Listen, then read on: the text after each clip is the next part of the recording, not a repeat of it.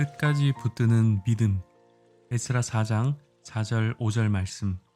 이로부터 그 땅 백성이 유다 백성의 손을 약하게 하여 그 건축을 방해하되 바사왕 고레스의 시대부터 바사왕 다리오가 즉위할 때까지 관리들에게 뇌물을 주어 그 계획을 막았으며, 이스라엘 백성들이 포로 생활에서 귀환한 지 이듬해 둘째 달부터 성전 재건의 기초를 시작했습니다. 이제 얼마 지나지 않아서 성전이 재건될 것이라고 그들은 기대했습니다. 그런데 예상치 못한 일이 벌어집니다. 그 땅에 살고 있었던 대적들이 찾아온 것입니다. 그들은 자신들도 성전을 건축하는 일에 동참하기를 원한다는 이야기를 합니다. 그러나 그들의 말은 진심이 아니었습니다. 그들의 진짜 의도는 성전 건축을 방해하는 것이었습니다. 스룹바벨과 예수아는 그들이 성전 재건에 동참하겠다는 말을 결코 용납하지 않았습니다. 그러나 이스라엘 지도자들의 단호한 거절에도 그들은 순순히 물러나지 않았습니다. 그러자 그들은 본격적으로 성전 재건을 방해하기 시작합니다. 바사의 관리들에게 뇌물을 주며 성전 재건이 제대로 이루어지지 못하도록 했습니다.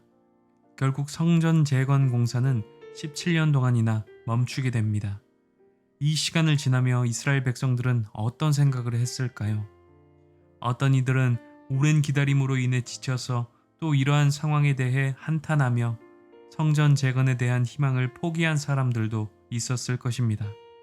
그러나 어떤 이들은 5년이 지나고 10년이 지나고 17년이 지나도 그 뜻을 굽히지 않았습니다. 그런 이들이 있었기 때문에 후에 성전이 재건될 수 있었습니다. 사랑하는 여러분, 하나님의 일을 시작할 때에는 여러 방해들이 찾아옵니다. 그 일이 이루어지지 못하도록 우리 마음에 절망과 패배감을 심어줍니다. 때로는 달콤한 말로 유혹하거나 적당히 구색을 맞춘 타협안을 건네기도 합니다.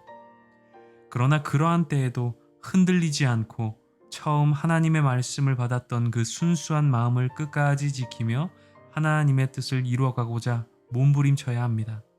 그것이 진짜 신앙인의 모습입니다. 오늘 하루도 하나님의 뜻을 끝까지 붙드는 견고한 신앙으로 하나님의 일을 이루는 복된 날이 되시기를 주님의 이름으로 축원합니다.